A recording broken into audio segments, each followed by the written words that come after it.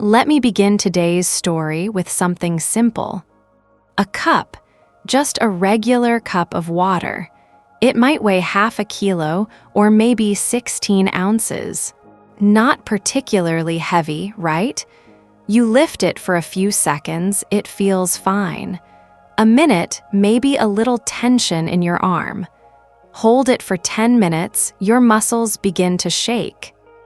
Keep holding it for an hour and your whole arm goes numb. The cup hasn't changed. The weight hasn't increased. But what's changed is you. This isn't just about a cup. This is about the invisible burdens we carry every day: worries, regrets, fears, shame, overthinking, grief, loneliness. They start small, then they settle in, then they stay. And just like that, what was once a moment becomes a way of living. The weight doesn't grow, but the pain of holding it does. So what if the answer is to put the cup down? Today, we're going to explore that, but not in a way that shames your pain or rushes your healing. We'll go gently together. We'll look at how we hold on, how we distract, how we avoid, and then we'll learn how to soften, how to breathe again, how to be free. And maybe, just maybe, we'll learn how to let go, not by force, but by understanding. Part 1, the cup we carry. Have you ever come home after a long day, sat down quietly, and felt a strange heaviness inside? It's not the kind of weight you can see or touch, but it presses down on your chest, settling into the spaces between your ribs. Maybe you don't even realize it's there until you pause for a moment and suddenly notice how tired your body feels, how restless your mind is. That's the cup we carry. This cup isn't filled with water or any physical substance. It's filled with invisible burdens, the worries about what tomorrow will bring, the regrets from choices you wish you could undo, the fears that whisper you're not enough, and the quiet ache of loneliness that sometimes creeps in when the world feels too loud or too empty. At first, the cup feels light. Maybe it's just a little tension or a passing thought. But as days turn into weeks, months, or even years, the cup becomes heavier. It's not because the contents inside it grow heavier, the worries remain the same, the fears don't multiply, but because holding that weight drains us. Our muscles tire, our spirit weakens, and often we don't even realize that we are holding something at all. This phenomenon is more common than we think. It's in the way many people live their lives silently carrying emotional weight without rest. The pressure to keep going, to appear strong, to never let anyone see the cracks. Society teaches us to be resilient, to handle it, to put on a brave face. But what it doesn't teach us is how to set the cup down when the weight becomes unbearable. So what is this cup for you? Is it the unspoken grief of a loss you never fully mourned? Is it the anxiety that you're falling behind while everyone else seems to thrive? Is it the endless chatter of self-doubt that echoes in your mind late at night? Maybe it's a combination of all these things, tangled and knotted together so tightly that it's hard to separate them. Understanding the cup you carry means beginning a journey of self-awareness. It requires courage to look inside, to name what has been nameless, and to admit the truth of how tired you are. Think about the moments when the cup first appeared. Was it in childhood, when you learned to hide your tears because big kids don't cry? Was it during a time when you felt abandoned, unheard, or unseen? Or maybe it came later, through accumulated disappointments, broken promises, and silent battles fought alone. These early experiences lay the foundation for the weight you carry now. They shape how you cope, how you react, and how you survive. And often, survival means carrying the cup, no matter how heavy it gets. But there's a gentle truth here. Carrying the cup isn't a sign of failure. It's proof that you've endured. You've kept going despite the pain. That resilience is remarkable. Still, endurance without relief is a slow erosion. It chips away at your joy, your peace, your ability to be present. What if you could give yourself permission to rest? To acknowledge that it's okay to be tired, that you don't have to carry the weight alone or forever. This is not about quitting or giving up. It's about recognizing that sometimes strength lies in surrender, in setting the cup down, even if only for a moment. That moment might be uncomfortable. The cup might feel like a part of you. You might fear what happens if you let go. Will the worries come rushing back? Will you lose control? Will you fall apart? These fears are valid. Letting go doesn't erase the pain or solve all problems overnight, but it opens the door to healing. Imagine your arm holding that cup. It's shaking, tired, close to giving out. Now imagine gently lowering the cup onto a soft surface. You don't have to throw it away. It's still there, but your muscles can relax. You can breathe. That is the first step. Becoming aware of the weight you carry and recognizing the need to set it down. This awareness is a gift you give yourself. It creates space for rest, for self-compassion, and for healing. In the days ahead, as we explore more deeply, we will learn how we distract ourselves from the cup, how we recognize when we're gripping it too tightly, and how we can soften into compassion. But for now, pause and reflect. What is your cup made of?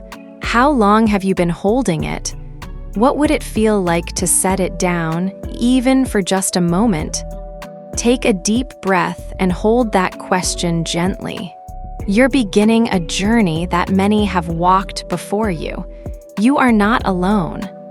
Part 2, the 3 Lords of Materialism. When we find ourselves struggling to hold the weight of our cup, something inside us instinctively searches for relief.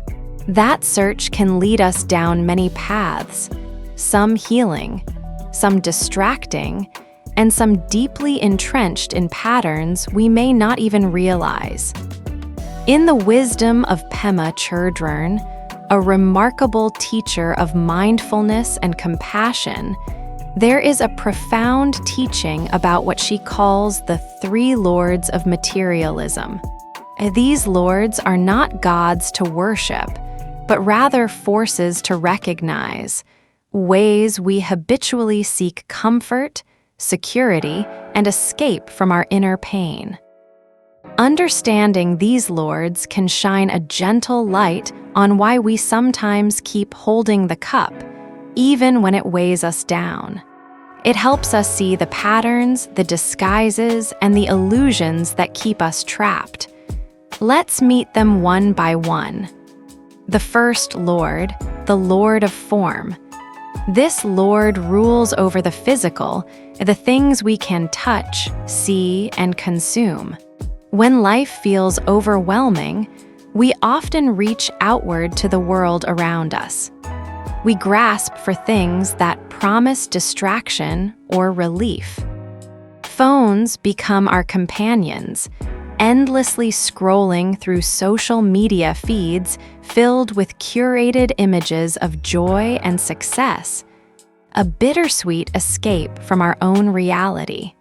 Television shows, Movies, music, and video games become portals that temporarily whisk us away from the heaviness in our chest. Sometimes, it's food not because we're hungry, but because eating soothes the ache. Sweetness, saltiness, comfort foods become crutches. Shopping offers a fleeting thrill, buying new clothes, gadgets, or decor to fill an emptiness. Even nature can be a form of escape as we seek the calm of forests or the vastness of the ocean to outrun our restless minds. At first glance, these might seem harmless, simple ways to unwind or reset. But here's the catch. While these forms can offer temporary relief, they don't dissolve the weight we carry. Instead, they cover it up, push it aside, or distract us from facing it directly. Imagine holding the cup in one hand and in the other, clutching your phone or a snack. You're still gripping the cup tightly, but your attention is divided. The pain is still there, lurking beneath the surface. The Lord of Form thrives on this distraction. Our modern culture often encourages it. We're told to consume products, experiences, information to stay busy and avoid discomfort. But no amount of external consumption can fill the internal void. We confuse activity for healing, busyness for peace. And in the end, the cup feels heavier because we never truly set it down. The second Lord, the Lord of Speech. This Lord governs language, beliefs, and identities. When we can't find peace within ourselves, another refuge appears in the stories we tell to ourselves and others. We cling to labels. I am this, I believe that, I stand for these values. We seek belonging in tribes and groups, identifying with ideologies, political parties, religions, or social movements. In these identifications, there can be power and comfort. We feel less alone, less uncertain. But there's a shadow side. When we take refuge in the Lord of Speech, we may begin to see the world in binaries, right and wrong, good and bad, us and them. We create divisions that harden into judgment. We defend our beliefs fiercely, sometimes closing off the possibility of understanding other perspectives. This defense mechanism serves to protect our fragile sense of self. By holding tightly to what we think and say, we avoid facing the deeper uncertainties and vulnerabilities inside. Have you ever noticed how easy it is to get angry or frustrated when someone challenges your beliefs? That frustration often masks a deeper fear. The fear that without these beliefs, you might feel lost or exposed. The Lord of Speech invites us to build walls with words. It whispers, "You are safe if you hold onto your tribe and reject the others." But these walls isolate us. They separate us not only from others, but from parts of ourselves. In the pursuit of certainty, we lose the softness of doubt, the space where growth happens. The third Lord, the Lord of Mind. The final Lord is perhaps the most subtle and seductive, the ruler of mental states. Here, we look inward, not outward, seeking altered states of consciousness to escape the discomfort of daily life.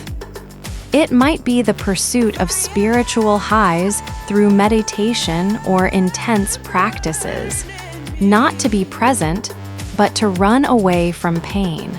It could be the adrenaline rush from sports, the numbing effect of substances, or the obsessive immersion in work or projects. In these states, we experience a sense of euphoria, clarity, or relief. But just as the high of a wave eventually crashes back down, these altered states are temporary and often addictive. The Lord of Mind promises transcendence, but often delivers disappointment.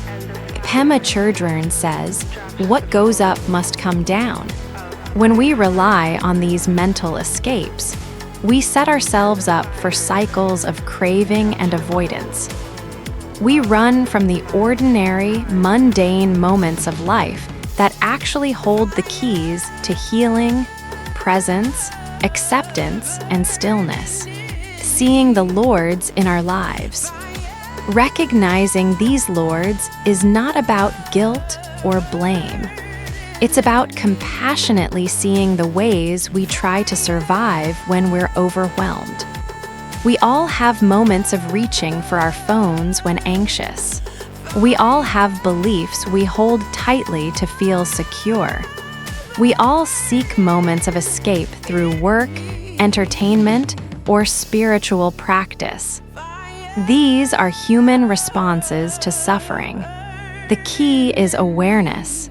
When you notice the urge to distract, pause and ask yourself, am I seeking refuge in the Lord of Form, or am I clinging to the Lord of Speech, defending my beliefs to avoid discomfort? Maybe I'm chasing the Lord of Mind, trying to escape through mental highs. In naming these patterns, we create space between impulse and action. We reclaim choice. We begin the process of gently setting the cup down, a path beyond the Lords. While these Lords represent common ways we distract ourselves, they don't have to rule us. With awareness, we can start to meet our pain directly. We can learn to sit with discomfort, to soften around it rather than harden or run. We can find freedom not by controlling the cup, but by resting our arm, breathing deeply, and allowing ourselves to be with what is. This path is not easy. It requires patience, kindness, and courage, but it is a path to peace. Part 3, Noticing the Grip. The journey toward putting down the cup begins with one simple but profound step, noticing. Noticing that you're holding on. Noticing the way your fingers tighten around the handle, even when it's exhausting. This act of noticing is perhaps the most radical thing you can do in a world that encourages constant doing, avoiding, and distracting. The challenge of awareness. In our fast-paced lives, we're often swept away by a torrent of thoughts, emotions, and external demands. We rarely pause long enough to feel the weight pressing on our chest or the tension knotting in our shoulders. Yet these subtle sensations are the silent signals from our inner world, telling us something needs attention. But why is noticing so difficult? Because awareness asks us to step into discomfort. It asks us to slow down, to turn inward, to face feelings we've long avoided. It asks us to meet ourselves fully and honestly. And meeting ourselves can be scary. We may fear what we find: sadness, loneliness, anger, or emptiness. So instead, we reach for distraction. We tell ourselves, not now, or I don't have time. But when we avoid, the grip only tightens. Creating space to observe. Noticing doesn't mean solving everything at once. It means creating a gentle space between you and your experience. Imagine this: your mind is like a river. Thoughts and feelings are currents flowing swiftly. You are not the river, you are the observer standing on the bank. You watch the water pass by without trying to stop it or chase after it. This is the power of mindful awareness. Pause, take a breath. Where is the cup in your life right now? Is it stress about work? A relationship that feels fragile? A fear of the future? Close your eyes and feel your body. Where is the tension? Maybe in your jaw, your chest, your belly. When you notice these sensations, try to stay with them for a moment. Don't label them as good or bad. Just feel.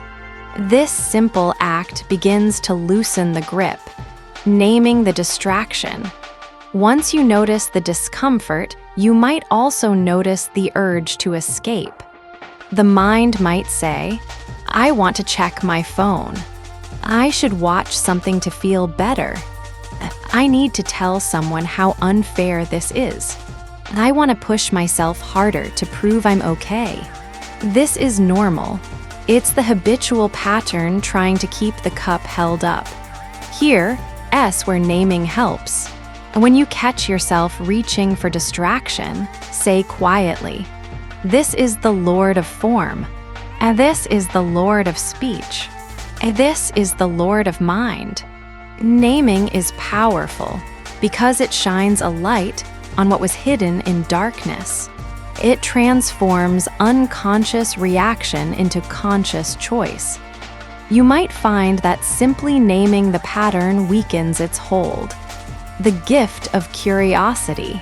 Instead of fighting the urge to distract, try curiosity. Ask yourself gently, why am I reaching for this distraction now? What am I feeling beneath the surface?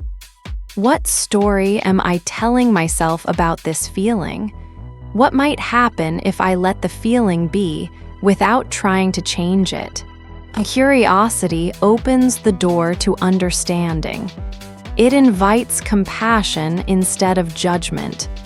It reminds you that the cup is heavy, and that's okay. You don't have to be perfect at this. It's a practice, not a destination. Each time you notice, name, and breathe, you reclaim a little freedom, building the pause. In the moments when you feel the weight growing, you have a choice. You can rush to distract, or you can pause. Even a brief pause, a breath, a moment of stillness creates space. Space where the cup doesn't feel quite so heavy. Space where you can remember, you are not the cup. You are not your pain. You are the one who holds the cup. And you can set it down. Daily practices to strengthen noticing. If this feels new or challenging, you're not alone. Many of us have spent years running from discomfort. Here are gentle ways to build your noticing muscle. Check-in moments. Set gentle reminders during the day to pause and ask, how am I feeling right now? Body scan. Take a few minutes to mentally scan your body from head to toe, noticing areas of tension or discomfort. Breath anchoring. When overwhelmed, bring attention to your breath. Notice the sensation of air entering and leaving your body. Journaling.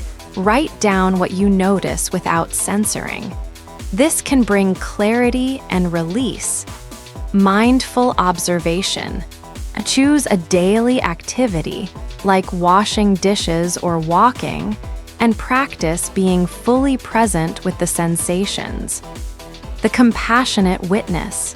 As you practice noticing, remember to be kind with yourself. It's easy to become frustrated or critical when old habits arise. But compassion is key. Treat yourself like you would a dear friend carrying a heavy load. Offer yourself patience. Offer yourself love. Offer yourself the grace to be human. In this compassionate witnessing, the cup begins to feel lighter because you are no longer fighting against yourself. You are walking alongside your pain, holding your own hand. Part 4, softening into compassion. When life's weight presses down hardest, our natural response is often to harden, to build walls, to armor up, to fight or flee. It's a survival instinct woven into our very being. But what if there is another way? What if, instead of hardening against pain, we could soften into it? Instead of building walls to shut ourselves off, we could open gently, just enough to let healing in. This is the tender, courageous path of compassion. Why we harden. When feelings like grief, shame, anger, or fear arise, they can be overwhelming. We may feel vulnerable, exposed, or broken. So instinctively, we tighten our grip on the cup. We pull our shoulders back. We clench our fists. We tell ourselves, I have to be strong. But strength that looks like hardness can isolate us. It cuts us off from others. It traps us inside a fortress of loneliness. And it makes the cup feel even heavier. The power of softening. Softening does not mean weakness. It is not giving up or surrendering to pain. Instead, softening is a radical act of courage. It means opening your heart just enough to say, this is hard. This hurts. I am struggling. And in saying these truths, you create space. Space where healing can begin. Space where your pain is seen and held. Space where love can flow from within and from others. Meeting your pain with kindness. Imagine your pain as a wounded child. Would you yell at them? Would you push them away? Or would you kneel down, open your arms, and say, it's okay. You're safe here. When we meet our pain with this same kindness, the cup begins to feel lighter because we stop fighting ourselves. We stop sending ourselves the message that pain is shameful or wrong. Instead, we acknowledge that pain is part of being human, and that human experience is beautiful even when it hurts. The language of compassion. How do we cultivate this softening? One way is through gentle, loving language, both inwardly and outwardly. Try saying to yourself, I see you. I hear you. I am here for you. Even if these words feel strange or awkward at first, over time, they become a balm. They remind your mind and body that you are not alone, that you are worthy of care and tenderness. Embracing imperfection. Softening also means embracing imperfection. You don't have to get it right all the time. There will be moments you harden, moments you clutch the cup tighter. That is okay. Compassion is not about perfection. It's about presence. It's about returning again and again with kindness, even when you stumble. Practices to soften. To help cultivate this softening, here are some practices you can try. Loving kindness meditation. Spend a few minutes sending gentle wishes of well-being to yourself and others. Phrases like, may I be safe, may I be happy, may I be free from suffering. Self-compassion breaks. When you notice pain or struggle, pause and place a hand on your heart. Acknowledge the difficulty and offer yourself kindness. Journaling with compassion. Write a letter to yourself as if you were your own best friend, offering support and understanding. Breathing into the heart. As you inhale, imagine breathing in warmth and kindness. As you exhale, release tension and judgment. Allowing tears. Let yourself cry if you need to. Tears are a natural release and a way to soften the grip of pain. Why softening heals? Softening helps us reconnect to ourselves, to others, and to life. It dissolves the walls that keep us isolated. It teaches us that vulnerability is strength, not weakness. When we soften, we invite healing energy to flow. We transform suffering from something to fight into something to be witnessed and transformed. And this transformation is the essence of awakening, a gentle invitation.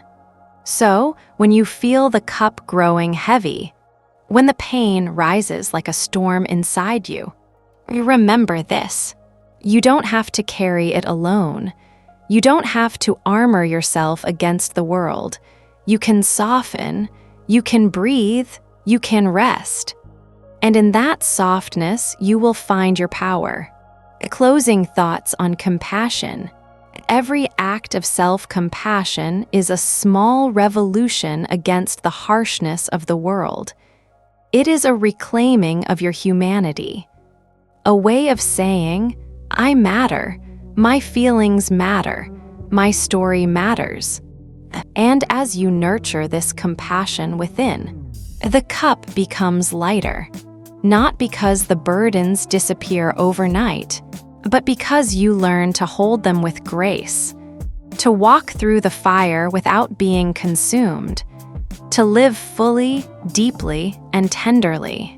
A closing, put the cup down. If you've made it this far, I want to thank you for your courage.